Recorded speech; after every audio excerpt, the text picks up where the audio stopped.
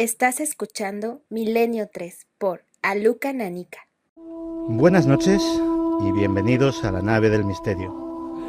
Caramba, qué extraño suena esto cuando no lo dice Iker Jiménez. En fin, 1:31 del 8 de enero de 2012. 2012. Todo termina llegando y así, casi sin darnos cuenta, hemos llegado a ese año. Un año que muchos afirman que va a ser muy especial. Esta noche hablaremos de lo que nos depara el futuro, desde muchos campos, desde el campo de la ciencia y desde el campo de la profecía, de la espiritualidad, de lo más esotérico. Y a lo mejor nos llevamos alguna sorpresa, y a lo mejor descubrimos que lo que nos da más miedo es a lo mejor lo que nos depara la ciencia, quién sabe. Para ello nos rodearemos de un montón de buenos amigos, como Javier Sierra. Javier, buenas noches. Muy buenas noches y feliz año, Santiago. Feliz año, Javier. Y Carlos Largo, que está aquí a mi lado. Buenas noches, Santi. ¿Qué tal? Feliz año. Que controlará pues vuestros mensajes, nuestras vías de contacto, para todo lo que nos queráis contar esta noche. Por supuesto, al otro lado están Fermín Agustí y Noel Calero a los mandos de la nave. Pero antes de nada, dejadme que comparta con vosotros algo muy especial. Ya sé que decir que nuestro equipo es una familia pues puede sonar atópico, a fin de cuentas lo dicen todos, pero creedme que cuando os lo digo, que en nuestro caso es así, es completamente cierto. Son muchos años juntos, hemos reído mucho, trabajado mucho, y en ocasiones, afortunadamente las menos, pues hemos tenido que prestarnos el hombro los unos a los otros para echar alguna que otra lágrima. Hoy, para esta familia de la que formáis parte vosotros también, como no, es un día especial, de celebración. Y eso que Iker y Carmen, las dos personas más importantes de este equipo, no están hoy con nosotros en el estudio 1 de la cadena SER. Y para ello hay una muy buena razón, posiblemente la mejor razón del mundo. ¿Verdad que es así, Iker Jiménez? Don Santiago Camacho, buenas noches. Buenas noches, Iker. Bueno, pues mira, estaba escuchándote muy emocionado y tengo ya la certeza, me basta con escuchar unos minutos para saber que he obrado bien y que mi jubilación está próxima, ¿no? Y que el programa puede tener un rumbo absolutamente seguro, aunque nosotros estemos, o yo en este caso esté, lo que podríamos llamar una especie de estudio cero, ¿no? Estoy rodeado de libros, estoy con una vela, estoy a media luz y estoy muy orgulloso de mis amigos, estoy muy orgulloso de mi familia y estoy muy orgulloso de lo que sois y lo que representáis. Y bueno, solo quería saludar a tanta gente que nos ha hecho llegar sus mensajes, porque sabían, lo habíamos comentado, que estábamos en ese umbral mágico, ¿no? Y misterioso y hermoso y mucho más allá de lo natural, yo creo, que es el nacimiento de un nuevo ser, ¿no? Así que bueno, doy oficialmente la noticia de que hace exactamente una semana, Santi, llegaba al mundo una niña que se llama Alma, y que Carmen y yo le hemos puesto ese nombre, Alma, no porque sea más bonito o menos bonito, para nosotros es el más bonito, pero ese nombre ya es un compromiso, ese nombre ya es una especie de cruzada, ese nombre es un nombre a la contra en este tiempo de desespiritualización, de mecanicismo, de alejanía de los sentimientos, ¿no? El alma humana como esencia inaprensible, inmortal del ser, nosotros creemos en ella y por eso hemos bautizado ya de alguna forma así a nuestra hija, que es hija de toda esa familia, la que nos escucha y la que está en el mítico estudio 1 de la cadena SER. Así que, Santi, es una noche de muchísimas e intensísimas emociones y te doy las gracias por permitirme saludar a toda la audiencia. No, este es tu micrófono y lo será siempre. Pero cuéntanos, Alma y Carmen están bien, todo ha salido estupendamente. Todo ha salido estupendamente. Bueno, tú ya conoces a Almita, ¿no, Santi? Javier también, mucha gente del equipo pues se presentó en el hospital. Me vas a permitir, Santi, aunque sea brevemente, públicamente dar las gracias a todo el equipo del Hospital Ruber Internacional, a el doctor Luis Ignacio Recasens, a Elvira, a Josefina Ruiz Vega, que han sido auténticos ángeles de la guarda, en un proceso que, fíjate, hablaremos de eso, Santi, porque también tienes un misterio. Yo creo que nos han acostumbrado a que es lo natural, dar a luz, nacer, vivir es lo natural, en esta sociedad que ha despojado cualquier atisbo de misterio, de magia y de autenticidad. Y yo lo he vivido, Santi, y tú me conoces hace prácticamente 20 años, sabes que estoy muy loco, que hace mucho tiempo que despegué los pies de la tierra, gracias a Dios, y lo he vivido pues como un acto casi animal y sagrado al mismo tiempo, chamánico, el grito de vida de mi mujer, no lo olvidaré nunca. Y ahora comprendo sinceramente lo que es amar a tu familia, amar a tu mujer, amar a un ser nuevo y en el fondo llenarte de ese amor profundo, ¿no? Y de verdad que me ha parecido todo un misterio bueno, porque Carmen está perfectamente, Alma está perfectamente, espero que no se despierte, que está pues a un tabique de los micrófonos desde los que hablo, y ha sido algo tan bonito que sin duda, Santi, nos va a transformar, ¿no? Yo, y sé que mucha gente, muchos amigos de la familia, de la audiencia, lo vienen notando, yo no soy el mismo, porque en mi opinión hay del hombre que siempre sea el mismo, ¿no? Yo sufro permanentes cambios, intento aprender de todo, y este enigma de la paternidad me ha tocado muy hondo, muy fuerte, y investigo en él. Y en fin, me siento, pues, ¿por qué no decirlo, no? Muy dichoso, absolutamente dichoso, tanto como para estar aquí, como para estar con mi mujer y con mi hija, que también me necesitan y yo necesito su calor y su amor constantemente, y saber que mi familia, mis chicos, mis amigos, mis maestros están también ahí y que esto va a ir a buen rumbo seguro 100%, ¿no? Y eso le da a uno una seguridad, le da una paz y una calma, Santi, que eso vale más que nada en el mundo. Pues como has cometido el error de darme el poder del micrófono amarillo del Estudio 1 de la cadena SER, voy a compartir una pequeña confidencia con la gran familia de nuestros oyentes. Cuando fui a visitaros al hospital, después de 20 años yo te había visto contento, alegre, te había visto triste también algunas veces, pero el rostro y lo que vi esa tarde no se me olvidará en la vida, porque te puedo asegurar que por primera vez te vi feliz.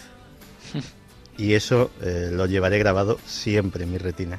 Mira, Santi, permíteme simplemente, porque sé que tenéis muchas cosas que contar, cosas sobre el 2012 que son muy importantes, aunque es verdad que estamos viviendo un momento único y es bonito vivirlo en nuestro medio. Somos peces del agua, de la gran pecera de la radio, ¿no?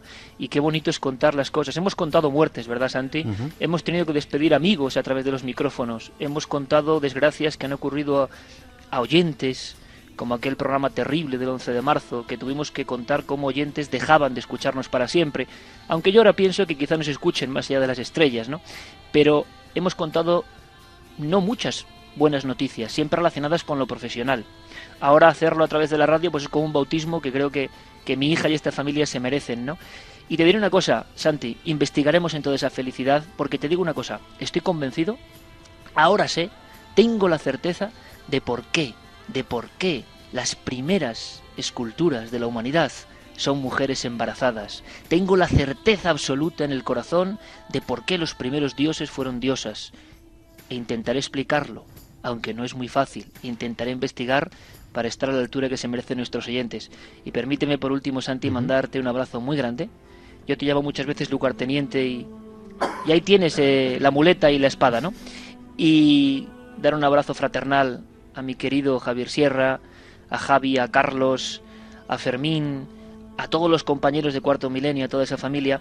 Y yo no sé si andará por ahí, pero de verdad, de una manera muy especial, de una manera muy intensa, con amor cósmico, con amor infinito, con amor del uno maestro, dale un abrazo a esa figura no muy bien, yo creo, reconocida, por desgracia, en ocasiones, maestro de maestros, yo lo considero así, lo digo al aire y al éter del público, a ese amigo mío que se llama Enrique de Vicente. Dale un enorme abrazo, ¿vale? No me hace falta porque te está escuchando, Enrique. Un inmenso abrazo, Iker. Se te quiere, Enrique. Que sigas en esa vivencia de amor tan tremenda. Porque Gracias. eso es lo que cuenta. Gracias, maestro, y gracias a todos los que formáis esta familia, que en este día tan feliz, tan inmensamente cósmico, tan increíble, vivido desde esta perspectiva, sigue unida, sigue junta. Gracias, amigos, sois los mejores. Carmen os envía un beso enorme, y Almita, con su mano, con 7 días de vida, ejemplo del misterio de la existencia, dice: adelante, Milenio 3. Pues muchas gracias, Iker. Te dejamos, que seas muy feliz, que vuelvas pronto, que vaya ya la que nos has dejado aquí. Pero lo comprendemos e intentaremos que nuestros oyentes no te echen mucho de menos en esta corta ausencia de este tu micrófono, de este tu sillón y de este tu programa. Un abrazo muy grande. Pero sí, como muy bien ha dicho Iker, hoy hemos venido a hablar también de otras cosas más inquietantes, porque el futuro siempre inquieta. Siempre he pensado que una de las mejores frases de inicio de novela de todos los tiempos es la de Historia de dos ciudades. Era el mejor de los tiempos y el peor de los tiempos. Esa frase es perfectamente aplicable a la época que nos ha tocado vivir hoy en día. Para algunos, como Iker, el año comienza con toda la ilusión de una nueva vida. Para otros, muchos, por desgracia, con las incertidumbres de una época en la que la economía se ha convertido en la triste protagonista de la actualidad.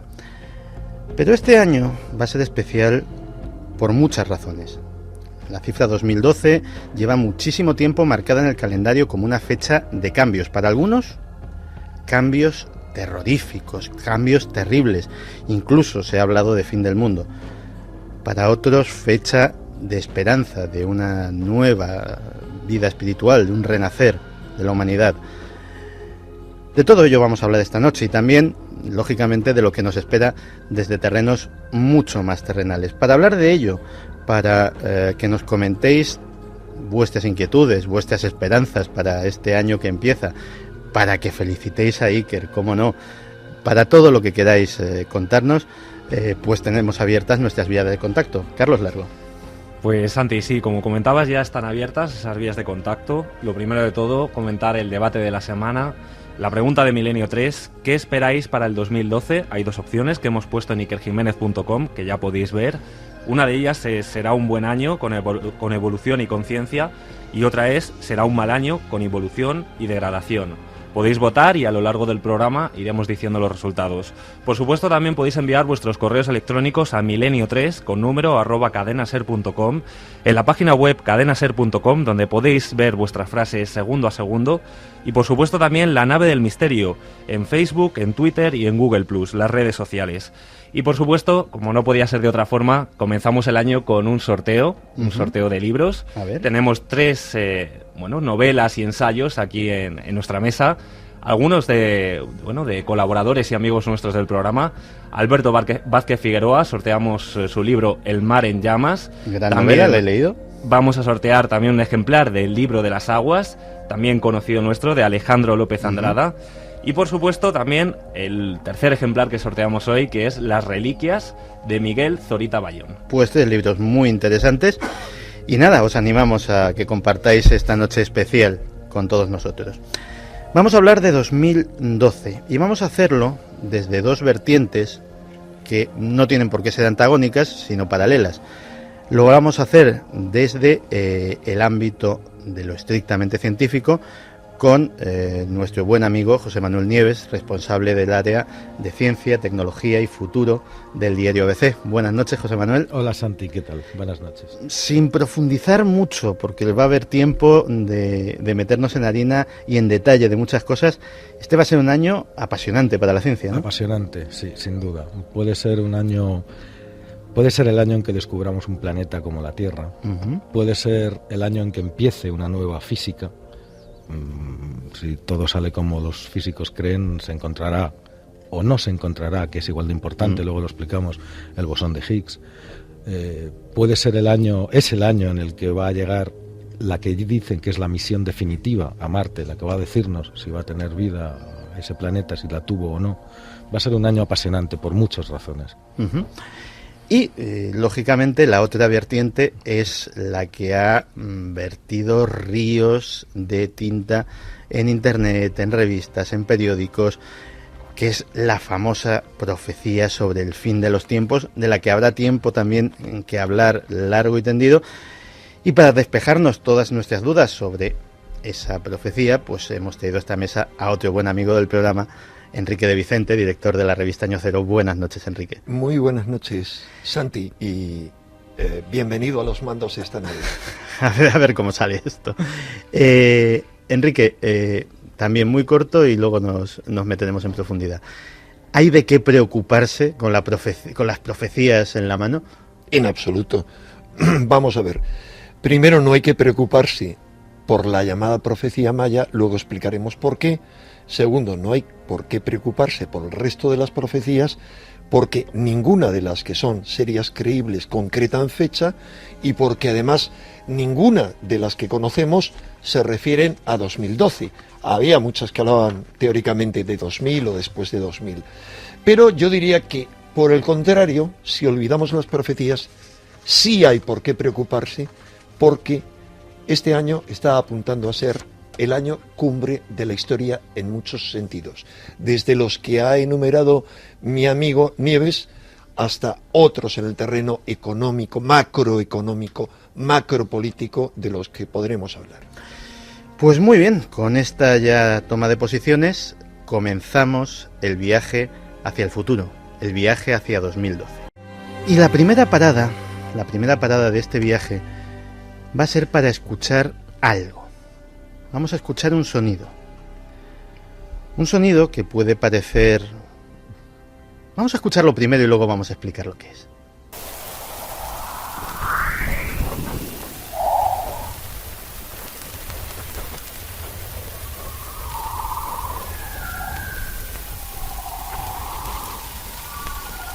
No son interferencias en vuestro aparato de radio. Son sonidos que vienen de muy lejos. Es el sonido del sol. Concretamente, el sonido de una tormenta solar.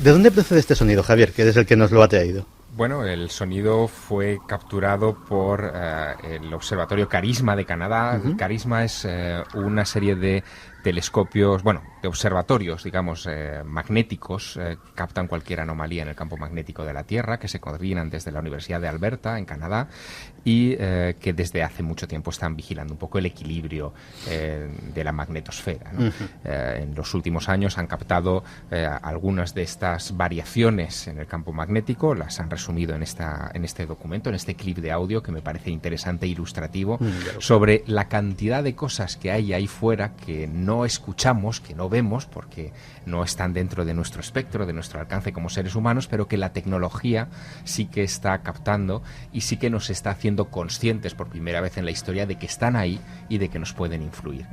Y escucharlo nos trae a colación muchas cosas de las que sin duda se va a hablar mucho en los próximos 12 meses. Hemos hablado de tormentas solares en el 2011, pero vamos a hablar mucho más en el 2012.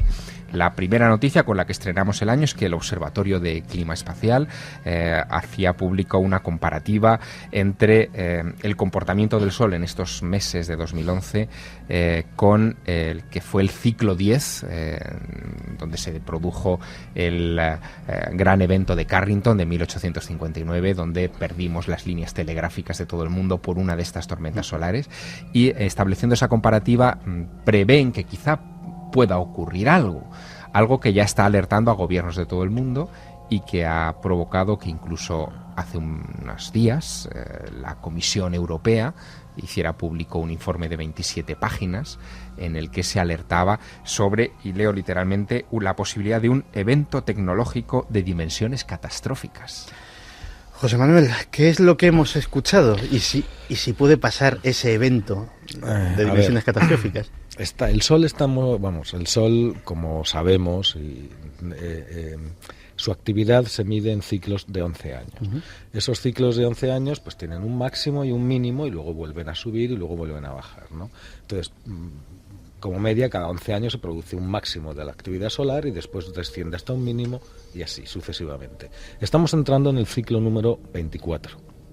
¿Eso qué quiere decir?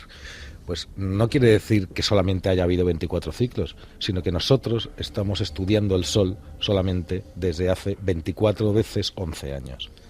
Eso es muy poco tiempo. Esos son, no sé, 300 años, no sé ahora mismo el cálculo. Sí, desde 1755. Desde 1755, efectivamente. Pero el Sol es una estrella que tiene 5.000 millones de años.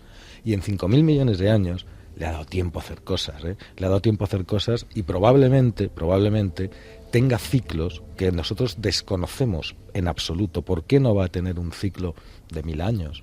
En el que haga y deje de hacer cosas, o de 5.000 o de 1.000.000 de años que seguiría sin ser nada, ¿no?, para el Sol. Es decir, hacer una comparación, que me parece muy bien, ¿no?, del ciclo 24 en el que estamos empezando con el ciclo 10, pues es como en la vida de un señor de 100 años hacer la comparación del minuto 3 de un día con el minuto 2 de hace 20 años.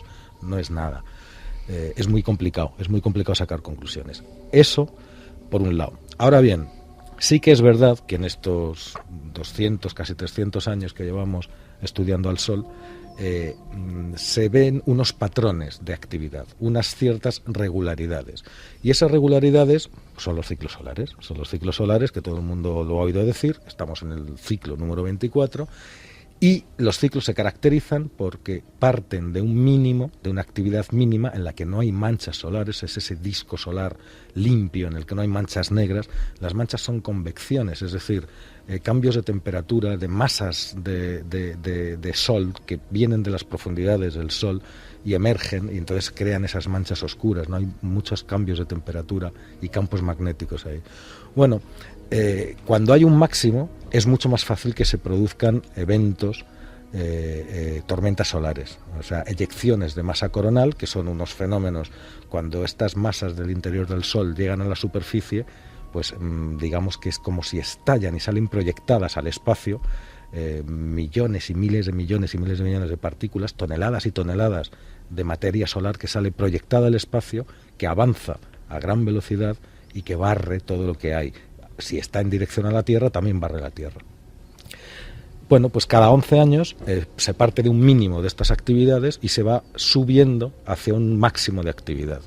¿Qué pasa? Que el ciclo 23 fue anormalmente, por los ciclos que nosotros conocemos, anormalmente tranquilo. Incluso la etapa del máximo del ciclo 23 no fue muy llamativa. Y esto los estudiosos del Sol lo interpretan de varias maneras.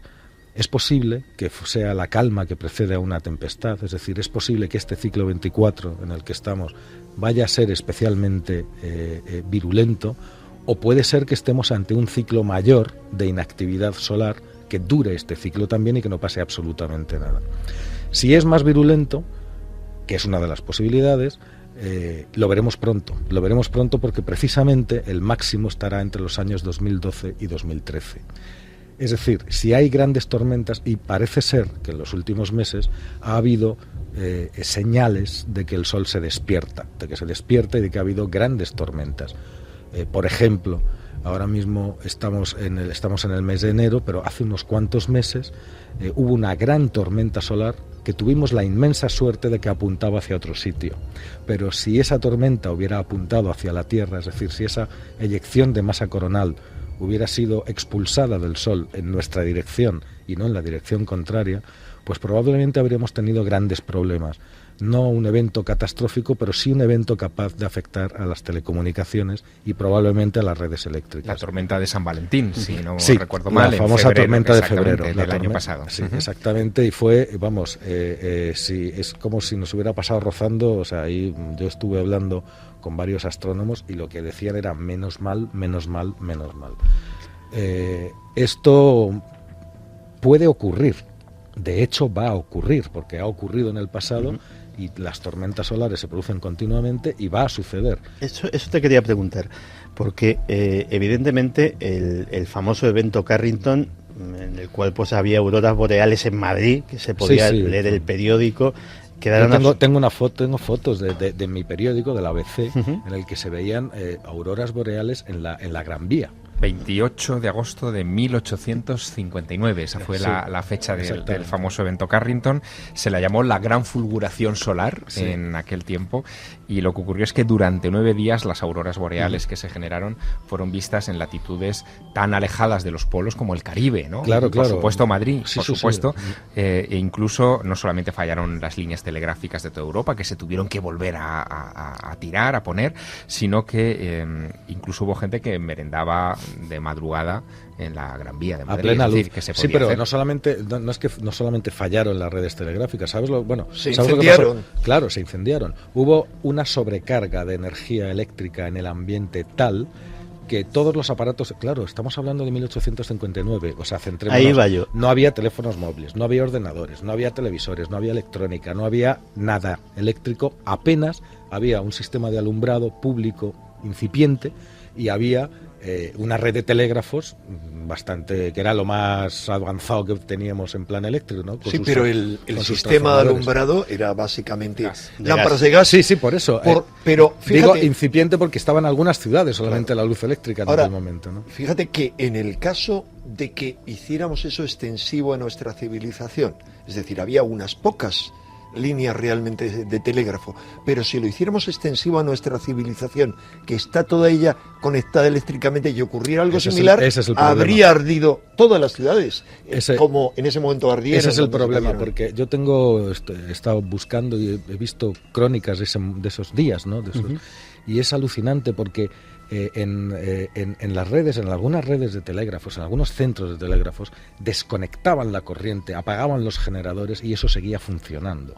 Es decir, solamente con la energía que había en el ambiente, no podían desconectar, porque la energía eléctrica que impregnaba el ambiente fue una sacudida tal que los aparatos funcionaban solos. O sea, todos los hemos visto en las películas de terror, ¿no? Que empiezan los juguetes a moverse solos y tal. Bueno, pues probablemente eso hubiera pasado, una cosa así, ¿no? Porque funcionaban solos incluso sin estar conectados a la alimentación eléctrica. La novedad, si me permitís, de esta situación ahora mismo, Santi, es que los gobiernos empiezan a preocuparse. Quizá esto no lo que deberían.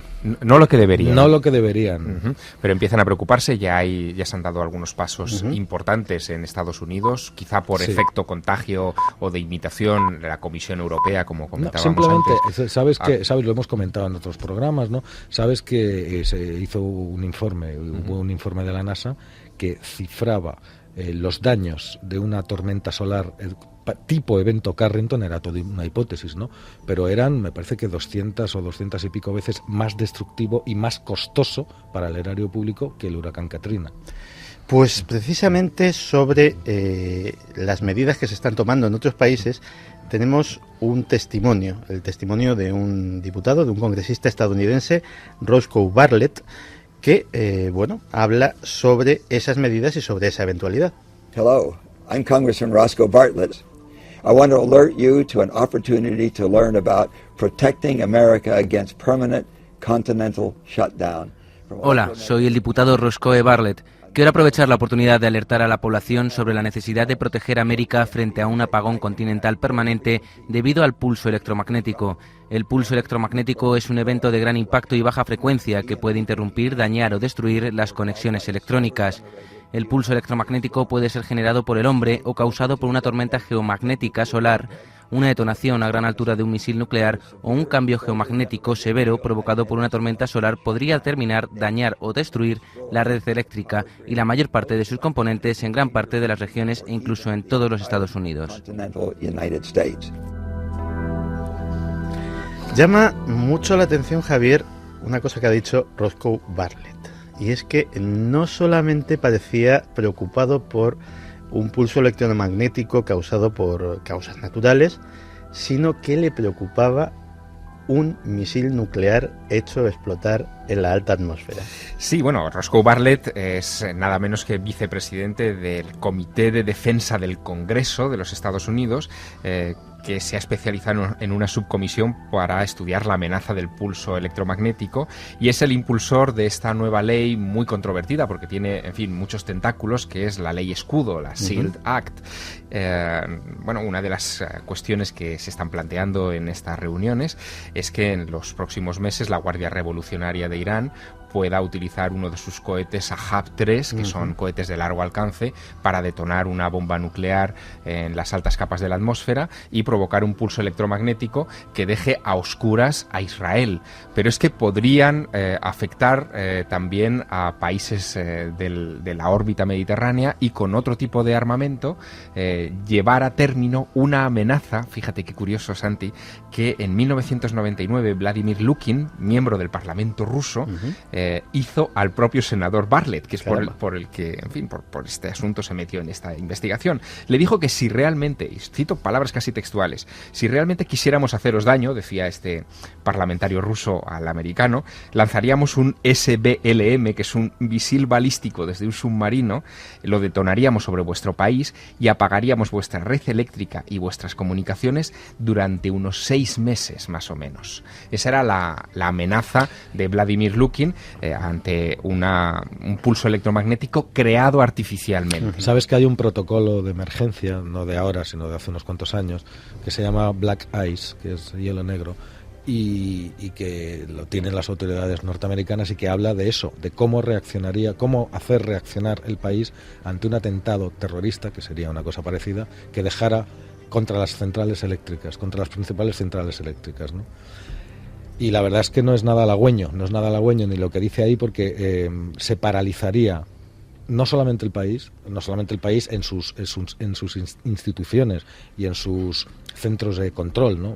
Y centros de mando y centros de decisión, sino el país a niveles muchísimo más de calle, es decir, los suministros de comida, los suministros médicos, los suministros de energía, los suministros de combustible. Imaginaros lo que podría ser eso, ¿no? Claro, pero en el caso de que ese pulso electromagnético fuese producido por una tormenta solar potente, como tú has explicado ya anteriormente, sería infinitamente más grave, podría ser infinitamente más grave, es decir, en nuestra casa no funcionaría nada, ni siquiera el agua. ¿Sabes lo que pasa? No es cuestión de nuestras casas, que lo primero que se afectaría aquí es lo que decía Bartlett, y lo que es el gran miedo son los grandes transformadores eléctricos. Esos transformadores, no hay tantos, es decir, construir un transformador para una gran central eléctrica es un trabajo que hoy en día y con la tecnología de hoy se tarda entre 2 y 3 años en construir uno y llevarlo al sitio y ponerlo a funcionar. Entonces, eso son cosas que normalmente no se rompen, es decir, y son muy caras de fabricar y cuesta muchísimo trabajo. ¿Qué pasa? Que no todas las centrales eléctricas tienen un recambio, no tienen repuesto. Es decir, son piezas grandes, complejas de ingeniería, únicas, y que si se estropean hay que fabricar una nueva y ponerla, pero el plazo de fabricación, te digo, hombre, con un esfuerzo tecnológico y todas las empresas tal, a lo mejor se podría reducir ese plazo, que es el de ahora, ¿no? Pero estamos hablando en todo caso de un plazo entre 6 meses y 1 año como mínimo. Imaginaros una gran ciudad o un país sin energía eléctrica 1 año. Sin cajeros automáticos, sin contabilidad bancaria. No solo eso, sino sin agua. Nada, sin agua. Sin energía, no, sin automóviles. A ver, las ciudades quedarían despobladas después de las primeras 3 semanas. Eso figura en el informe de la sería algo NASA. terrible. No, una ciudad es una trampa mortal. Si no llegan los suministros, si no llegan los trenes, si no llegan los medicamentos, si no hay agua. El agua no podría pasar por la propia ley física que lo dice, está impulsada a los pisos altos de los edificios por energía eléctrica. Si esa energía eléctrica no está, no hay agua. A partir de no sé, del segundo, del tercer piso. ¿Cuántos edificios hay de más de 3 pisos en una José Manuel, ciudad? una pregunta de completo lego en el tema. ¿Un efecto Carrington sería global o afectaría solamente a una parte del planeta? Afectaría a la cara diurna. Ajá. Evidentemente, afectaría a la cara diurna. Vamos a ver, estamos hablando de una catástrofe de grandes proporciones en la que los muertos, no hablo yo, habla aquel informe que se hizo de la NASA, se contarían por millones. Evidentemente sería donde se recibe el impacto y se recibe en la cara Por ejemplo, diurna. todos los aviones que estuvieran en vuelo podrían caer. Bueno, no tanto podrían caer. Según pilotos, sí. Según- Con los que yo he hablado Sí. en privado, sí. Pero no es eso lo importante. O sea, lo importante es que es un fogonazo que en la cara diurna del planeta lo apaga todo. Sí. ¿Vale? Entonces el planeta sigue dando vueltas. Pero ese fogonazo no afecta a los lugares donde es de noche. ¿Vale? Ahí no Lo afecta. lo que todos estos informes están pidiendo a gritos, incluyendo aquel de la NASA que tú mencionas, pero también estos últimos de la Comisión Europea, es Sí. que los países hagan definitivamente una lista ya de lugares estratégicos que puedan verse afectados y se implementen las medidas de ¿Sabes seguridad. lo que pasa, Javier? Es que es muy complicado porque no se pueden predecir las tormentas solares. Entonces, cuando hay síntomas y hay, por ejemplo, cuando se ven manchas solares, se saben que van a llegar. Ahora mismo hay no uno ni dos, hay una batería de satélites de observación del Sol, casi todos de la NASA, algunos japoneses, que están monitorizando lo que pasa en el Sol en tiempo real. Claro, y lo sabemos 8 minutos antes de que llegue aquí por la No, velocidad bueno, de la luz. No, pero Tenemos no certeza. vienen a la velocidad de la luz. No, Pero cuando pero tenemos se certeza. produce una eyección de masa coronal, tenemos un plazo de unas 18 horas. Sí. Entre 18 horas y un día y sin medio. tener o así. certeza absoluta de cuáles van a ser sus efectos. Esas 18 No, horas no se sabe anteriores- porque hay un tema que es muy, muy importante. Mira, por ejemplo, el año pasado nos impactó una tormenta solar que era muy fuerte, muy fuerte. Y resulta que todas las expectativas eran que iba a hacer daño realmente en los sistemas de telecomunicaciones. Y nos dio de lleno esta vez. Y no pasó nada.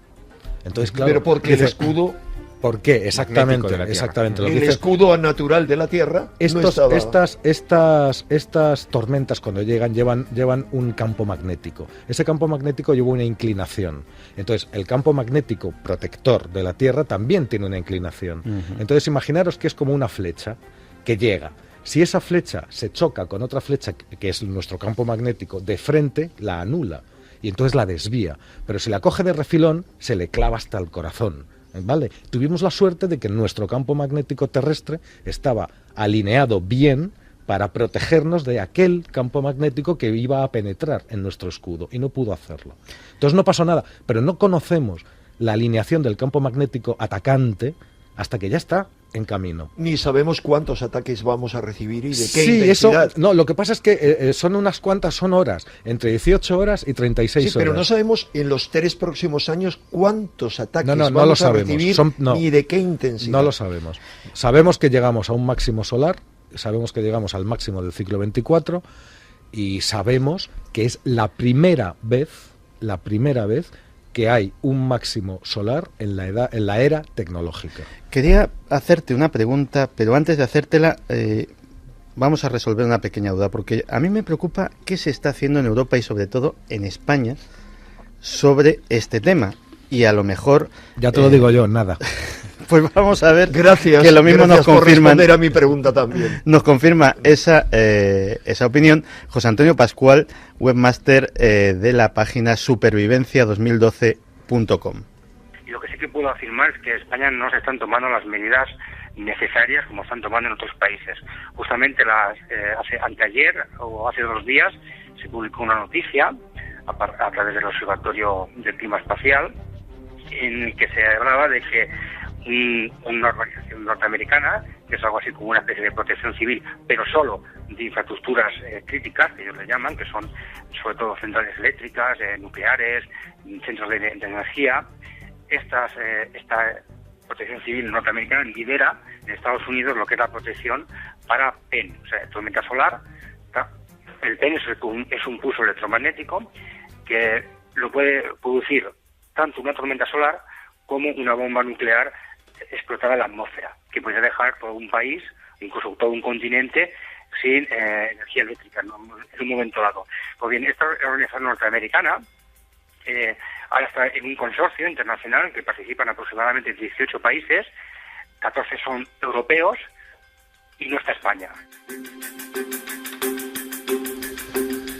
Tuvimos una lección desgarradora en este 2011 sobre lo que puede provocar un fallo de suministro eléctrico a una central nuclear, como fue el caso de Fukushima después del tsunami. Sí. Vimos los efectos de no poder refrigerar el núcleo de un reactor, y eso es algo que podría volver a suceder en el caso de que nos quedáramos sin luz. Es si decir, te quedas sin luz, las consecuencias son infinitas.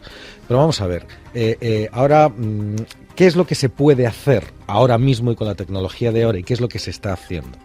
En España y en países como España, lo único sería un protocolo de actuación si eso sucede, es decir, consejos a la población, si nos vemos metidos en un lío de estos, ¿no?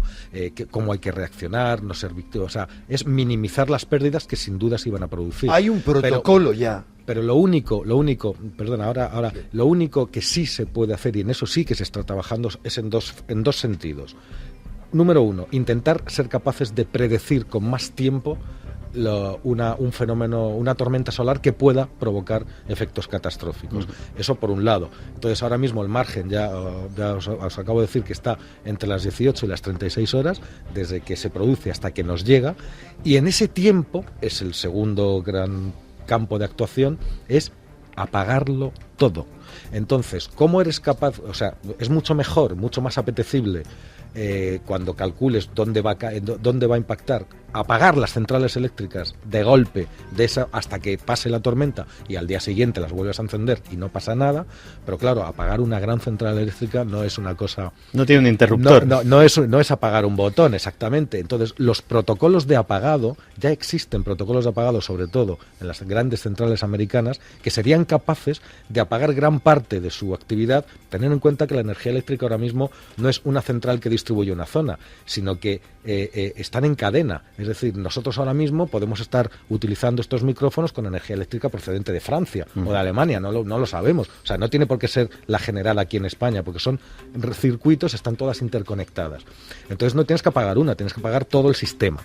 Y el sistema en Estados Unidos es uno, el sistema europeo, que está bastante centralizado, es otro, pero es complejo. Es decir, hay que activar un protocolo de apagado que seamos capaces de hacerlo en 18 horas. Sí, y hay gente valiente que ya está haciendo eso, claro, como los rusos, que lo hicieron a finales de septiembre. En ese sentido, Enrique, en España no se está haciendo nada. Es decir, ¿Y convendría hacerlo? Yo creo que no estaría de más, porque es decir, el Sol ha hecho esto durante 5.000 millones de años. Y lo va a seguir haciendo. Es que queramos o no queramos, nos puede pillar preparados o no, pues mejor que nos pille preparados. Y si no ocurre, pues mira, pues es prevenir, es una prevención, y es una prevención además de una cosa que a lo mejor no le pilla a un gobierno concreto de 4 años, pero no es una cuestión que tenga que preocuparse un gobierno, sino la sociedad entera. Pero pues parece que tenemos uno de los primeros argumentos sobre cosas que en este caso esperemos que no sucedan en 2012. Carlos Largo, ¿qué nos cuentan nuestros oyentes? Pues vamos a recordar, si te parece, Santi, las vías de contacto. Esa pregunta de ikerjimenez.com. ¿Qué esperas para el 2012? A estos minutos vamos a ver los resultados. Un 58,7% de la audiencia dice que será un buen año con evolución y conciencia, y un 41,3% será un mal año con evolución y degradación. Bueno, parece que triunfa el optimismo de momento. Y la verdad es que ya están llegando muchos comentarios a esas vías de contacto que decíamos: milenio3@cadenaser.com, milenio3 con número, cadenaser.com, las frases de los oyentes, y la nave del misterio en las redes sociales, Facebook, Twitter y Google+. Si te parece, vamos a empezar a leer algunas de las preguntas que nos estaban llegando y comentarios. Por ejemplo, Carlos Manuel nos decía: todo lo que pasa en el 2012 dependerá de nosotros, porque nosotros somos los que más destruimos el planeta. Un saludo. Manuel también nos decía: si en el espacio existe el vacío, ¿cómo podemos escuchar sonidos de una tormenta solar? Yo te lo explico. No escuchamos sonidos. En el espacio no se transmite el sonido, pero sí la radiación. Entonces, lo único que tenemos que hacer es cambiar la frecuencia de la radiación hasta hacerla audible. Entonces, eso que hemos escuchado es una compresión de la radiación emitida por una tormenta solar del campo magnético, y al ser comprimida artificialmente y con máquinas podemos comprimirla hasta el momento de escucharla. Probablemente esa grabación que hemos escuchado en unos pocos segundos sea una compresión de 15 o 20 minutos reales, ¿no? Y eso es así es la única manera que tenemos de acceder con nuestros propios sentidos a esta radiación que se nos escapa, ¿no? Una cosa solo, y lo va a entender todo el mundo: imaginaros una línea muy larga, recta.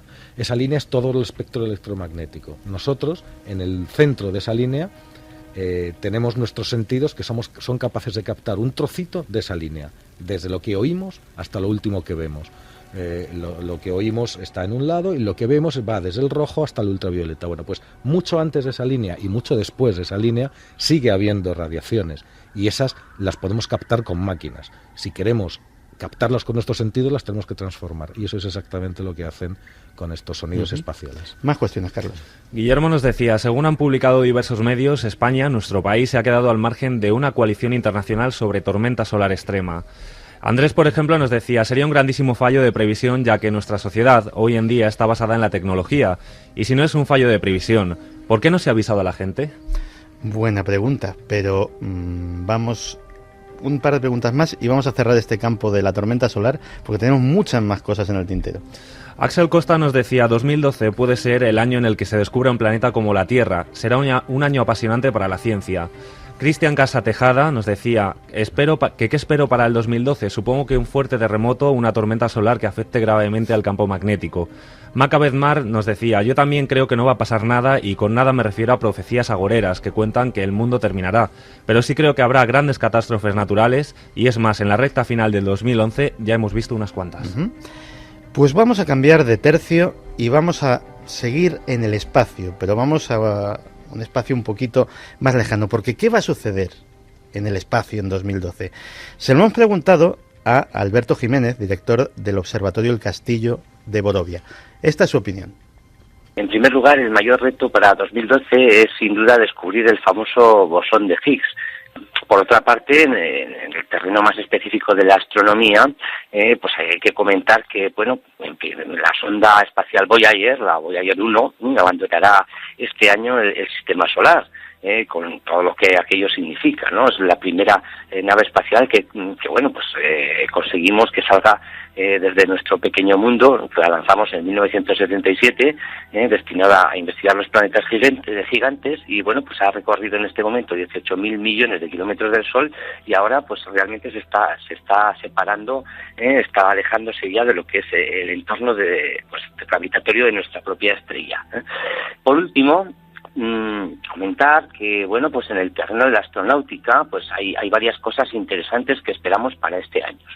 Por una parte, decir que esta sonda espacial que se llama Curiosity, que hemos lanzado pues hace tiempo, llegará a Marte en agosto, para explorar el planeta rojo y, bueno, pues a ver si tiene vida o no, entre otras cosas, ¿no? Por otra parte, pues tenemos el proyecto de Virgin Galactic, que tiene previsto enviar pasajeros turistas, en este caso, a alturas ya suborbitales. Y por último, comentar dentro del terreno de la búsqueda de exoplanetas, de planetas pues que orbitan alrededor de otras estrellas, pues que, bueno, pues hemos de esperar los resultados de las naves especializadas en esto que están trabajando, como el satélite francés Corot, que ya hizo un importante descubrimiento planetario el año pasado, bueno, ha descubierto ya muchos planetas, o el satélite Kepler de la NASA, ¿no? Entonces, bueno, estamos esperando que obtengan nuevos y esperanzadores resultados en la búsqueda de estos cuerpos. Exoplanetas, turismo espacial, un montón de cuestiones que vamos a hablar ahora mismo con José Manuel, pero también alguna un poquito más sorprendente que me mostraba Javier y yo no daba crédito a lo que estaba viendo. Bueno, la propuesta viene nada más y nada menos que de Paul Davies, que es un conocidísimo divulgador científico, físico, que trabaja en la Universidad de Arizona, y de un joven ayudante suyo, Robert Wagner, que es un programador informático que ha trabajado con él en un proyecto verdaderamente sorprendente. Ellos se han dado cuenta de que la Lunar Reconnaissance Orbiter, que es un aparato que pusimos alrededor de nuestro satélite en 1999, nos ha enviado ya 320.000 imágenes de la superficie de la Luna. Y él ha propuesto, Paul Davies, un proyecto para embarcar a todos los, amigos de la vida extraterrestre, algo bien singular. Les ha propuesto que miren en esas imágenes, que se fijen en ellas, porque quizá en la Luna podamos encontrar las huellas de una eventual civilización extraterrestre que pudo haber llegado a la Tierra en un pasado remoto y que utilizó la Luna como observatorio privilegiado de esta perla azul en medio del universo. Eso lo están planteando científicos de prestigio. No solo científicos de prestigio. Paul Davies, yo lo compararía, diría que es la figura más próxima a la que los realizadores de la película Contact, que está basada en una novela de Carl Sagan, pero que ya se había muerto, eligieron para, ¿os acordáis de ese teólogo científico que era el que dirigía todo el proyecto del contacto con los extraterrestres?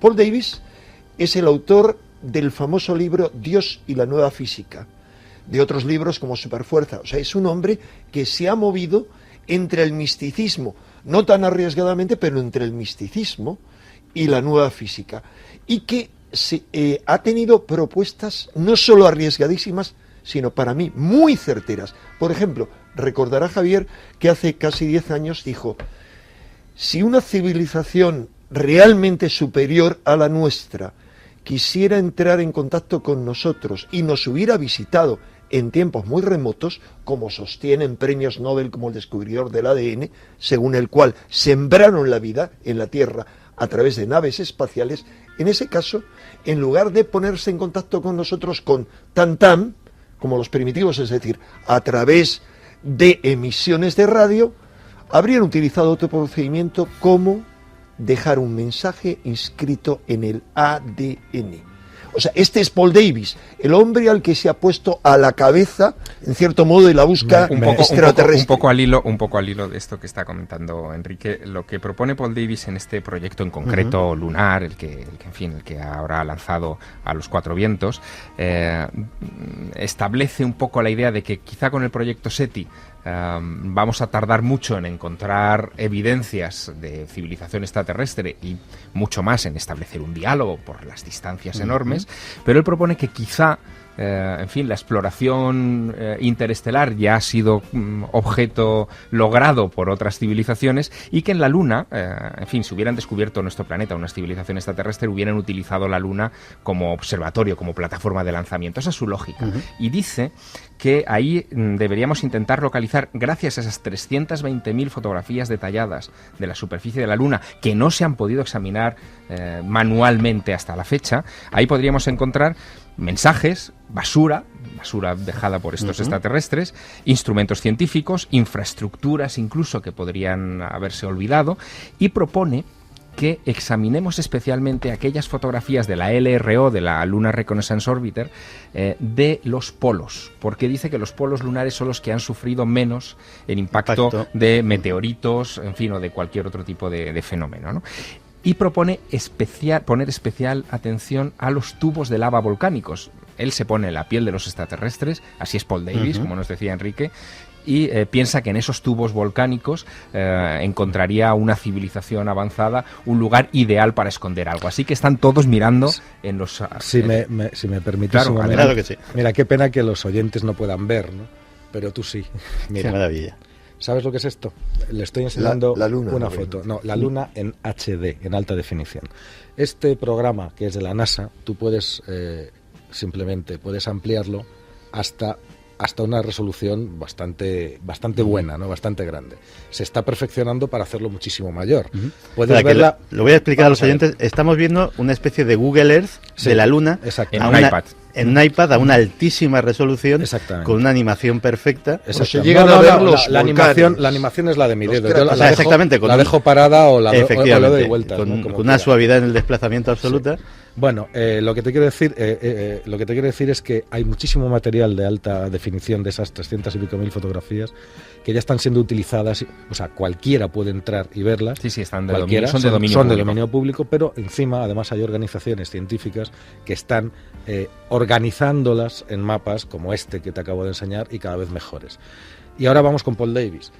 Su libro Dios y la nueva física, que ha sido uno de mis libros de cabecera durante mucho tiempo, de Dios solamente tiene el título porque lo utiliza solamente para decir que la nueva física lo que hace es...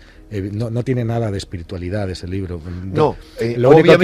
Hay otros que sí. Lo único que dice es utilizar que la nueva física está desplazando el papel de Dios. Y con ese proyecto que nos ha contado Javier, perdona que te diga yo, estuve con Paul Davies hace unos meses haciéndole una entrevista para el periódico y fue una de las cosas que le pregunté. Y él me hablaba de un error de interpretación. Él no ha dicho esas cosas, él no piensa esas cosas. Él lo único que en un discurso... Esto es lo que publica en declaraciones suyas en perdón, otro periódico. Perdón, si me dejas es que lo sé, pero en fin. Pero has leído textos antiguos de Paul Davies, sí, además de, he leído casi por todos ejemplo, sus libros. en el que se refiere que no es un libro, sabes que él ha publicado multitud de artículos, en el que se refiere al tema del ADN que te comenté. Es que a él le ocurre, pero como a tanta gente que cuando alcanzan un nivel, si me dejas que te lo cuente, se integran en el sistema. Mira, si me dejas que te lo cuente, Hombre, porque sí, es que sí, me lo dijo él. Pero tal vez he venido aquí para intervenir también. Sí, pero es que me lo dijo él. O sea, en este caso concreto es que me lo dijo él. Está muy bien. Hay gente que dice lo contrario de lo que dijeron hace 10 años. Es lo que quiero dejar claro. Pero vamos, porque les interesa. A ver, no está negando, simplemente está fuera de contexto.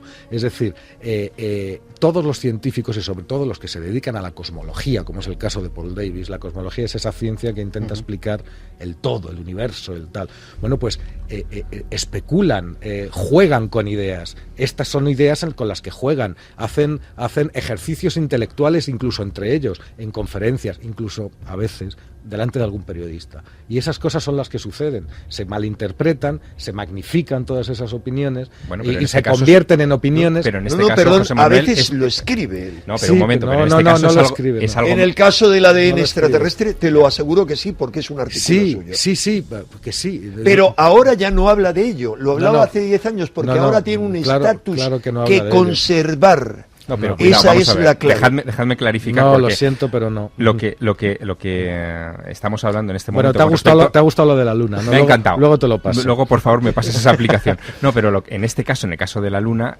esto es un proyecto concreto donde se está desarrollando un software para que la gente entre y busque esos posibles artefactos. Sí, pero es un juego. Es un juego, bien. Es un juego intelectual. No, o sea, no. ¿Cómo que juego? Pero, ¿y si se encuentra? No tiene ninguna idea de que se encuentre. Mira, lo mismo se podría hacer con Marte. Perdón, ¿le adivinas el pensamiento o son las declaraciones que te ha hecho a ti para un periódico tan serio y tan formal como ABC? No, fue una conversación muy bonita y que la tengo muy reciente. Además, fue una conversación que por mi parte era desde la más absoluta admiración, porque llevo desde que soy muy jovencito leyendo libros de Paul Davies, ¿no? Entonces, pues imagínate, entrevisté a uno de los grandes y me tiré con él todo el tiempo que pude y hablé con él de todas las cosas que pude, ¿no? O sea, por eso me habéis tocado justamente en esta fibra, ¿no? Pero que no te digo que no haya dicho y que no haya hecho, o incluso que no haya escrito, yo no lo he leído, pero te creo, por supuesto, Enrique. Lo único es que el contexto de todo eso, existe la posibilidad, lo mismo también hay otro proyecto muy parecido en el que las miles y miles y miles y miles de galaxias que hay se ponen a disposición de la gente para ayudar a buscar objetos extraños, objetos que no conocemos, objetos misteriosos, o incluso para una cosa tan banal como para clasificar las galaxias. Es decir, se han visto tantas, se han fotografiado tantas que no hay manos suficientes entre el personal técnico para hacerlo y se acude a la gente a través de internet poniendo millones de fotografías a disposición para que la gente las vaya viendo con unas normas y las vaya ayudando a clasificar y a ver si ve algo raro. Ha habido anomalías. Enrique, lamento cortaros este debate tan candente, pero es que tenemos muchísimas cosas y poquito tiempo para tratar esta noche. Hay muchos aspectos del 2012 y el espacio es solamente uno de ellos, pero también, y a José Manuel le va a encantar, la física puede traernos grandes sorpresas. De ello hemos hablado con Sonia Fernández Vidal, amiga también del programa Física Cuántica, que desarrolló su trabajo en el CERN y que es autora de libros de éxito. Bueno, pues precisamente este año 2012 está rebosante de promesas a nivel científico. Fijaos que en el Gran Colisionador de Hadrones, en el LHC del CERN, esperan dar finalmente con esa esquiva partícula a la que le corresponde dar cuentas sobre el origen de la materia, el bosón de Higgs. No olvidemos tampoco a los desafiantes neutrinos, que han mantenido en vilo a la comunidad científica por presuntamente atreverse a romper los límites de velocidad cósmico, recorriendo los 730 kilómetros que separan el CERN del Gran Sasso más rápido de lo que la luz lo haría en el vacío. Pues este año veremos si el experimento MINOS del Fermilab en Estados Unidos aclara esta aventura o si nos empuja de nuevo a explorar lo desconocido. José Manuel, ¿cómo va lo de los neutrinos? ¿Se sabe ya algo? Lo de los neutrinos no, todavía no se sabe nada. Hay que esperar meses y probablemente bastantes meses para que los experimentos que se están haciendo en este sentido cuajen, ¿no? Hay otro experimento europeo o 2 experimentos europeos que se van a hacer en el propio CERN. Sabemos ya que en noviembre se hizo por segunda vez el mismo experimento, ya corregido y ampliado, y el resultado volvió exactamente, volvió a ser el mismo. Es decir, volvieron a detectar neutrinos que aparentemente iban más rápido que la luz. Se van a hacer nuevos experimentos en Europa, se van a hacer experimentos, se están trabajando ya en Estados Unidos y en Japón. En Japón, donde hay uno de los mejores detectores de neutrinos del mundo, ¿no? El T2K, ¿no? Sí. Entonces, pues cuando tengamos los resultados de todos estos experimentos, pues podremos decir, hay que esperar. En ciencia hay que esperar. Tener en cuenta que hay para medir el tiempo con tan micro, no sé ni cómo decirlo, o sea, con una exactitud tan enorme, que estamos hablando de mil millonésimas de segundo, pues hay que estar muy seguros de los instrumentos que se utilizan, de cómo están calibrados esos instrumentos. Y José Manuel, tú que estás tomándole el pulso a diario por tu trabajo en ABC para, en fin, a los científicos, ¿cuál es a fecha de hoy el ambiente? Es decir, ¿sigue habiendo escepticismo? Sabes, yo lo he intentado, Javier, he intentado que se pronuncien, no lo consigo. He hablado con científicos del CERN. Pero ¿sigue habiendo estupefacción? No, lo que hay es una convicción casi generalizada de que debió de haber algún error. Pero sin embargo se repitió, sí, se volvió a repetir con más controles si cabe. Sí, pero no todos los controles. Es decir, los científicos no se aventuran a lo mejor. Si lo tienen probado, te lo dicen, y si no, no te lo dicen. Los propios que hicieron el anuncio, lo que hicieron fue una llamada de socorro, porque esto lo habían detectado, han hecho billones de colisiones, 350 billones de colisiones. En esos 300, o sea, una barbaridad de todas las veces los neutrinos que habían mandado, ¿no? Lo que hicieron fue pedir auxilio, porque ellos se pasaron 18 meses buscando dónde estaba el fallo. Y no lo encontraron. Claro. Entonces, cuando salieron a la luz pública, no fue para decir, hemos encontrado neutrinos más veloces que la luz, fue para decir, Dios mío, hemos hecho esto y nos sale esto. Por favor, ayudarnos porque no encontramos el fallo. José que Manuel, alguien nos ayude, ¿no? Y en esta noche, que es una noche de escenarios probables, porque estamos un poco jugando a cuáles serán los titulares más o menos en los próximos meses, en fin, en las páginas que nos interesan de la prensa y de las revistas especializadas, ¿tú qué crees que pasaría si de repente en Japón el T2K o el MINOS en Estados Unidos confirmaran en los próximos meses que efectivamente los neutrinos tienen ese comportamiento? Sería maravilloso. Sí, bueno, pero maravilloso. ¿Qué pasaría con no pasaría nada, mira. Con toda esta comunidad científica ahora un poco recalcitrante, ¿no? Tampoco. Mira, se abriría una nueva física y es muy probable que este año se abra una nueva física en cuanto aparezca el bosón de Higgs, que es el otro gran asunto, ¿no?, de la física, y el otro es el de los neutrinos. Pero en el caso de los neutrinos se abriría una nueva física, porque quiere decir que una parte de lo que nosotros pensábamos que sabíamos resulta que se abre a mundos y a posibilidades que no pensábamos que existieran. Eso es un campo nuevo del conocimiento, pero esto es una cosa análoga a lo que ya pasó a finales del siglo XIX. No sé si te acordarás, bueno, seguro que tú te acuerdas porque sabes mucho de estas cosas también. Pues tú te acuerdas cuando buscaban el éter. Bueno, pues todo el mundo, hubo, para que los oyentes sepan de lo que estamos hablando, pues los científicos, los físicos, a finales del siglo XIX y justo al principio del XX, estaban convencidos de que la luz no podía propagarse a través del vacío, necesitaba un medio, igual que necesita el sonido, que se propaga por el aire. Y ese medio lo teorizaron, era el éter, y estaba perfundía todo el espacio y a través de ahí podía viajar la radiación. Entonces, se hicieron decenas de experimentos para buscar y para encontrar el éter. ¿Y qué fue lo que pasó al final? Que se demostró que el éter no existía. Y bueno, que eso sería un tema de debate largo. ¿Y qué parece? Que nos llevaría toda una noche. Porque hay científicos, primero, te digo desde el otro... No me hay siempre dos esto, puntos Enrique, de vista. No, te lo tengo que decir, perdóname. Ahora que me digas ya que el éter existe, no es un programa solo de ciencia, es un programa de ciencia y de heterodoxia. Tú estás en un lado, yo estoy en otro, y te digo, sería un tema de debate si esos experimentos fueron bien hechos y bien calibrados. Yo nada más que te digo que es un tema de debate, ya que tú lo has abierto. Déjame que termine mi frase. Yo no he tocado el tema. Pero vale. Se demostró que, insisto, que el éter no existía. ¿Y qué fue lo que sucedió con eso? ¿Se acabó con toda la física? No. Empezó la física cuántica. Que era otro aspecto enorme de la realidad, otra parte de la física gigantesca, y que los físicos Einstein se chocó contra la física cuántica. Él no pensaba que eso fuera a existir. Y cuando y había pasado antes también, estas cosas pasan con las teorías. Cuando Einstein hizo su teoría de la relatividad, se cargó, entre comillas, a la física de Newton, pero la física de Newton sigue siendo perfectamente válida. Salen nuevos campos, y esto es lo que pasaría si el neutrino realmente es más veloz que la luz. Se abriría un nuevo campo. ¿A dónde nos puede llevar? Si queréis, ahora lo hablamos.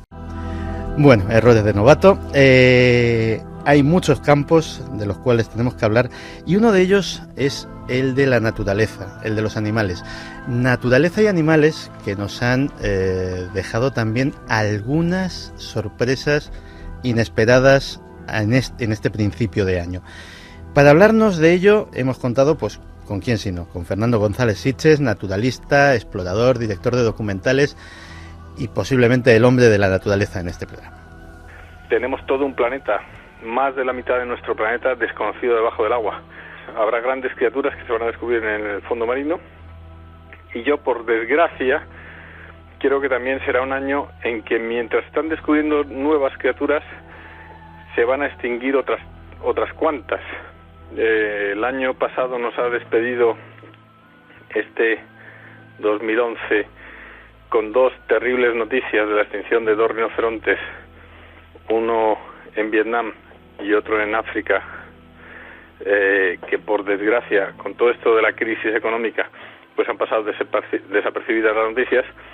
Pero también creo que es un año que vamos a descubrir, además del abismo marino, algunas criaturas nuevas, algunos animales fascinantes nuevos en el interior de las últimas selvas, y quién sabe si nosotros los españoles, y quién sabe si nosotros incluso con mucha suerte y si Dios quiere, estando presentes tanto Iker como yo, porque ya donde vaya le avisaré a Iker que somos viejos amigos en la búsqueda del Kraken, podemos sumergirnos en el abismo de Canarias o ir a por ese supuesto dinosaurio que hay en el Congo, y que, como sabes, yo desde hace unos años, y después de entrevistar a los pigmeos de la región de Centroáfrica, creo que es un rinoceronte, una especie nueva de rinoceronte que vive en Centroáfrica. Y ojalá pueda ser así. Yo desde luego estoy poniendo todo el empeño, y es posible que consigamos por fin la financiación para ir a buscarlo.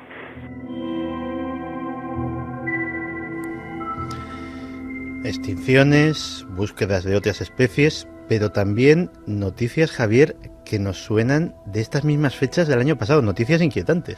Noticias inquietantes como que en Bibi, Arkansas, donde se inició la actualidad misteriosa en el año 2011, justo en el umbral entre el año 2010 y el siguiente, pues ha vuelto a suceder. Han vuelto a aparecer pájaros muertos. Si en el año 2011 aparecieron 5.000 aves muertas en las calles de Bibi, que prácticamente forraron de plumas toda la superficie del centro de la ciudad, ha vuelto a suceder en las mismas fechas.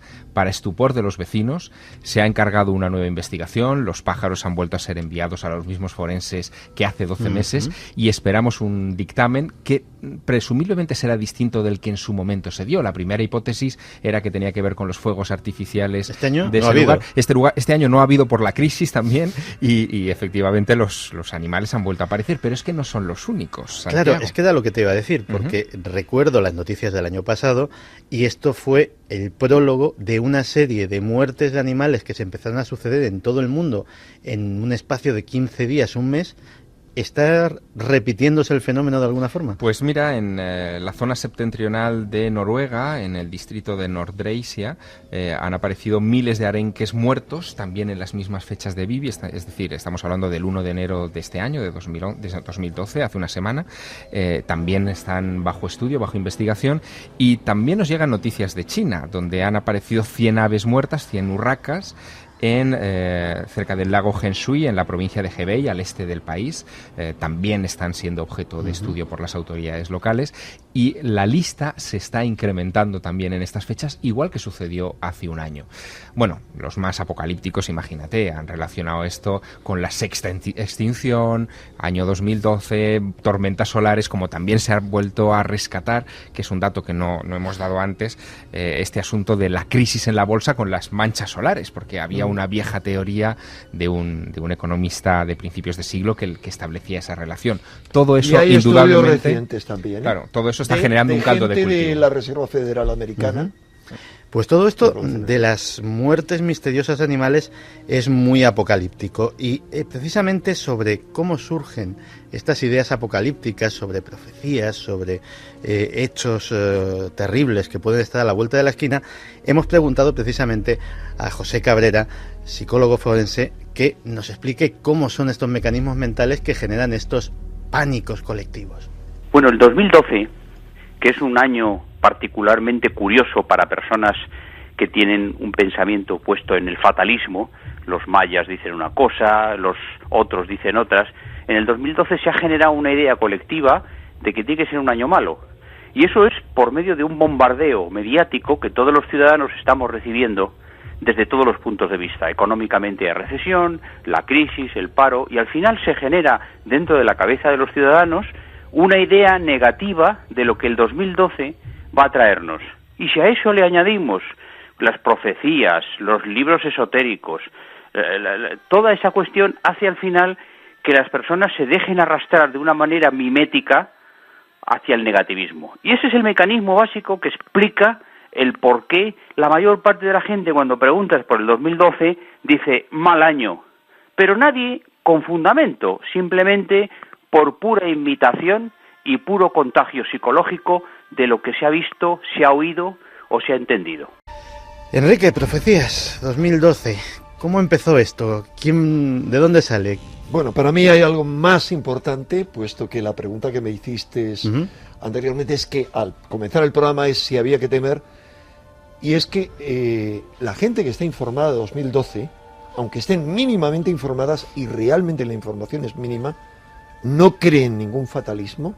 La gente que ha leído libros sobre 2012, hay todo tipo de libros, básicamente lo que cree es que 2012 y todo el entorno puede suponer un cambio de conciencia drástico.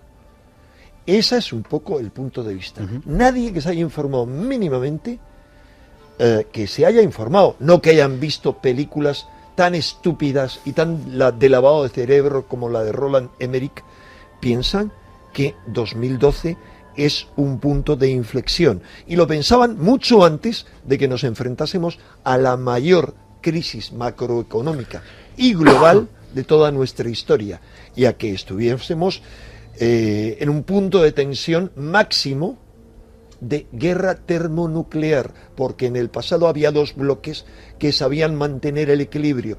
En este momento no. En este momento tenemos una Corea del Norte que sabemos está dirigida e incluso poblada por gente que no está muy bien de la cabeza. Vemos cómo se comportan, cómo se mueven. Tenemos un Irán dirigido por alguien mesiánico que está esperando la llegada del Mahdi. Tenemos en Israel también corrientes mesiánicas en el poder que esperan la llegada de sus mesías, y otro montón de gente que lo único que esperan es un Armagedón nuclear a la vuelta de la esquina. Eso es lo que... Pero para los que no somos expertos en cultura maya, realmente los mayas, que son a los que se les achaca esta profecía, ¿qué era lo que decían? ¿O exactamente qué significado tenía ese fin de ciclo en el calendario? Sí, es eso que tú has dicho. Vamos a ver. En las antiguas profecías mayas no se puede datar ninguna de ellas, y no hay excesivas. Son básicamente los Chilam Balam, que son libros escritos con recopilación de textos mucho más antiguos, escritos después de la invasión española de toda Mesoamérica. En esos Chilam Balam no se encuentra ninguna referencia. Por supuesto, menos se encuentra en el Popol Vuh, en el libro de la creación. Pero sí se habla, en el Popol Vuh, de 5 mundos o 5 soles. Ese es el fundamento de la concepción de la cosmogonía maya. Hay 5 soles. Y esos 5 soles estamos en el quinto sol, viviendo el quinto sol. El quinto. Los 4 anteriores se destruyeron y dieron lugar a otro nuevo. ¿Hay forma de datar eso y de relacionarlo con 2012? Sí. Hay 2 maneras. Básicamente, fundamentalmente, es el calendario maya. El calendario maya Tzolkin, el calendario sagrado, es una de las 20 formas de computar el tiempo que tenían los mayas. Ese calendario Tzolkin tiene una unidad amplia, ni mucho menos la más amplia, que se le llama cuenta larga. La cuenta larga se compone de diferentes medidas, pero vamos a decir que tiene una duración de 5.125 años aproximadamente. Y la cuenta larga que estamos viviendo ahora últimamente y que llega a su fin efectivamente en torno al 21 de diciembre del 2012, por supuesto ahí no dice 2012, no, habla en sus años. Dice exactamente que en esa fecha llegaremos al final del tercer Baktun, 0 Katun, 0 Tun, 0 Winal y 0 Kin. Son diferentes medidas de unidad que corresponden, el Kin corresponde a un día, para hacernos una idea. Entonces, ¿qué ocurre? Ahí llega a su fin ese quinto sol. ¿Eso significa que llega el fin del mundo? No, el fin de un periodo que empezó en el año 3113 a.C. Nos dirán, cualquier persona culta nos dirá, bueno, eso es una chorrada de los mayas que ni mucho menos existían en el año 3113. Pero ¿por qué, sin embargo, acertaron e indicaron la misma fecha en la que los Vedas hindúes y toda la cosmogonía hindú dice que empieza el Kali Yuga con la vida y muerte de Krishna? ¿Por qué apuntan al momento donde comienza a aparecer por primera vez el lenguaje escrito que conocemos? Porque apunta al comienzo de las primeras ciudades-estado que se recuerdan, porque apuntan al comienzo de las primeras construcciones piramidales. Esto no son cuestiones azarosas, porque encontramos la clave justamente en las grandes pirámides mesoamericanas. En las más importantes pirámides encontramos la clave para interpretar las 2 únicas citas proféticas que se encuentran en monumentos mayas referidos a esta fecha. Y dicen que en esa fecha, una que se conocía hasta hace poco, era la única conocida, era la que está en la 6ª estela de Tortuguero. Tortuguero es una zona que hay en el estado de Tabasco, vamos a hacernos una idea, está la península de Yucatán al sur, es decir, a unos 35 kilómetros en línea recta aproximadamente de Palenque, que es esa gran pirámide donde los aficionados al misterio recordarán la figura del presunto astronauta, que no tenía nada. Luego podemos hablar de ello porque es de suma importancia profética. Pero ahí hay una estela que dice que en esta fecha, y no hay duda de que es esta fecha, porque además de dar todas las unidades mayas, dicen a continuación, en el 4º Ajau del tercer Anquín, no hay ninguna posible discusión, según todos los mayólogos, que se refiere a esa fecha, ellos descenderán del cielo. ¿Y qué es? Ahí hay discusión tremenda. Algo descenderá del cielo. Aparentemente ha ligado a Bolón Yukte, Q o Yu. ¿Qué es? Pues hay una discusión. Normalmente dicen que es el dios de la guerra y la creación maya. Eso es absolutamente discutible, porque está asociado a 9 principios. Y hay 2 interpretaciones de estos 9 principios. Una, que nos llevaría para largo, algo que Javier Sierra conoce bien, porque unos amigos suyos muy divertidos ingleses han escrito un libro sobre el tema, que son como 9 principios cósmicos, los 9. Es decir, ¿sabes de qué estoy hablando, Javier? Eso nos llevaría para largo. Como que 9 entidades cósmicas de alguna manera intervienen en la Tierra.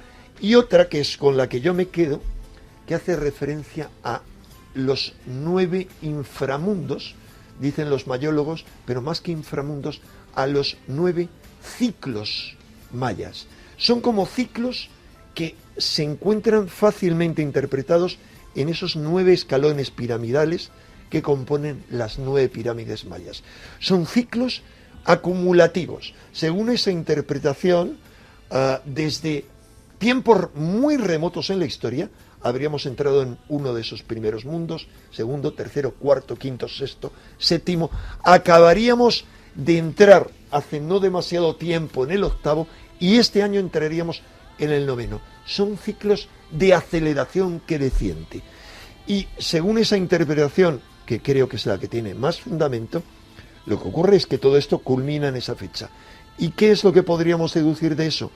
Que la aceleración creciente a la que está sometida el mundo alcanzaría un punto máximo, pero sobre todo esa aceleración se refiere a la conciencia, y no a la conciencia de la globalidad de la humanidad, sino de una pirámide. Es decir, habría un mínimo de seres humanos que realizarían descubrimientos sin precedentes en toda la historia en este año, y habría un mínimo de seres humanos que serían capaces de dar un gran salto de conciencia. Eso es una interpretación, y las 2 profecías son las que te digo, 2 inscripciones que se refieren a ese dios o dioses. Entonces, resumiendo mucho, nada que temer desde el punto de vista de nada que vaya a haber un fin del mundo o esté predicho. Nada, no solo eso, sino que en multitud de inscripciones mayas se hablan de fechas muy posteriores. Es decir, están hablando que después van a ocurrir otras cosas, al igual que millones de años antes también hay inscripciones mayas que se refieren a ciclos de millones de años en el pasado. Bueno, pues dentro de un año espero que tengamos ocasión de estar aquí sentados con Iker también y con Carmen para ver qué ha sucedido en este año. José Manuel, una última cuestión. De todo lo que está previsto que suceda en el campo de la ciencia, de la tecnología, de la medicina, de lo que puede suceder a corto plazo, ¿qué crees tú que puede ser lo que más puede haber descubrimientos enormes a nivel teórico, como el bosón de Higgs o como los neutrinos? Pero a nivel tal vez de afectar al ser humano de a pie, ¿qué crees tú que es lo más importante que puede suceder? Yo creo que sin duda encontrar vida extraterrestre. Y eso es una posibilidad que está casi estamos tocando con los dedos. Y no desde un punto de vista del marciano que viene y te come, sino de encontrar una forma de vida que probablemente será bacteriana. ¿Marte el gran candidato? Marte sigue siendo el gran candidato, pero no solo Marte. O sea, tenemos más candidatos. Lo que no tenemos es dinero para ir a explorarlos, ¿no? Pero tenemos a Titán, por ejemplo, esa luna de Saturno que es absolutamente enigmática y que los científicos comparan a la Tierra cuando se estaba hace miles de millones de años, en el principio de su existencia, ¿no? Y ese, además, es el único cuerpo del sistema solar, aparte de la Tierra, que tiene comprobados mares líquidos, solo que no son de agua, son de metano. Pero también puede haber una biología basada en el metano, ¿por qué no? Hay proyectos de la NASA de enviar submarinos allí, o sea, de colocar y mandar un submarino y mirar por dentro qué es lo que está pasando, ¿no? Bueno, Titán es un gran candidato y por supuesto, que ya lo hemos citado de pasada un par de veces durante el programa, estamos a punto de encontrar un planeta extrasolar como la Tierra. Y cuando decimos como la Tierra es que sea rocoso, que esté en la zona habitable de su estrella, que tenga el tamaño adecuado, que tenga agua en estado líquido y probablemente que tenga vida. ¿Por qué digo esto tan seguro? Si estamos, llevamos ya unos 2000, fíjate, llevamos desde el año 95 buscando exoplanetas. El primero apareció en el año 1995. Son más de 2.000 los que se han visto ya. De esos 2.000 hay unos 760 que están confirmados por la ciencia, o sea, existen. Pero los primeros los encontrábamos a voleo, es decir, encontrabas cualquier planeta, y normalmente los más grandotes, como Júpiter o varias veces Júpiter, o sea, planetas gaseosos enormes que no son parecidos al nuestro. Poco a poco los instrumentos han ido afinando tanto que ya somos capaces de buscar, digo somos como los que dicen jugamos los del Madrid, ¿no? Imagínate. Bueno, y que ya somos capaces de buscar planetas del tamaño adecuado, es decir, adecuado al único ejemplo de vida que tenemos, que somos nosotros. Es decir, planetas parecidos al nuestro, que sean rocosos, insisto, que estén en la zona de habitabilidad de su estrella, que no es ni más ni menos que esa órbita que permite que el agua esté en estado líquido, ni gaseoso ni sólido. Y que tenga las condiciones que nosotros conocemos y que nosotros relacionamos con la vida. Y eso es muy posible que suceda este mismo año. Pues esperamos estar en estos micrófonos para dar alguna de esas noticias. El primer ser vivo no terrestre encontrado en algún sitio, o el primer planeta al que podamos algún día lejano, pues quién sabe si acercarnos o quién sabe si instalarnos. Hay otras heterodoxas también que se podrían dar, ¿eh? Lo digo porque, lo siento, José Manuel, no. pero a mí Estás en tu derecho. solamente creo que los estúpidos creen que los marcianos vienen a comernos. Enrique, es decir, estás en tu derecho, pero no en tu tiempo, que se nos está acabando la hora. Te digo que ha quedado mucho por contar. Bueno, Carlos Largo, ¿cómo va la encuesta? Pues vamos a ver los resultados, cómo va ahora mismo la encuesta, vamos a actualizarla. La verdad es que ha variado muy poquito en estos minutos. Muy poquito, seguimos siendo optimistas. Y vamos a ver si carga, que estamos teniendo problemas con la conexión justamente. Vale. Vamos a ver. No nos son propicios los hados en este día de estreno. Pero fíjate, han llegado preguntas muy interesantes, pues vamos con y ellas. Comentarios muy rápidos. Por ejemplo, la profecía en Maya es muy genérica. No tiene por qué ser la destrucción del ser humano, sino de nuestro modo de vida que actualmente se sostiene por la tecnología, nos decía Andrés. Raúl nos preguntaba, ¿no se supone que el campo magnético de la Tierra nos protege de esto? Nos protege de esto, José Manuel, pero sí, hasta cierto punto, ¿no? Claro, es como un escudo que se deforma con los ataques de partículas procedentes del Sol. Es decir, es más bien no es circular, es ovalado, pero cuando nos hace impacto se achata por la parte del impacto y se estira por la parte de detrás, y luego es como de goma, ¿no? Y por supuesto, si el impacto es lo suficientemente grande, lo penetra. Pues ¿puedo contestar? No hay tiempo para contestar lo que ha dicho sobre la profecía maya. Bueno. No hay tiempo, Enrique, porque se nos acaba la hora y dentro de nada nuestros compañeros de informativos nos piden paso y vamos a tener una segunda hora de Milenio 3 con muchísimas más cosas. Vamos a tener una sección de cine de Javier Pérez Campo. ¿Qué tal, Javi? Buenas noches, aquí encantado. ¿De qué película nos vas a hablar? Pues vamos a hablar, como vienen las fechas de dulces y de pasteles, pues de una película de pasteles, Sweeney Todd. Sweeney Todd, pero eso era lo de El barbero asesino, eso está basado en hechos reales. Hay una historia real que vamos a contar y muy cerca también, en el país vecino. Caramba. Carlos nos va a traer un testimonio estremecedor porque hay gente que no ha estado una, ni dos, ni tres veces con una ECM, sino muchas más.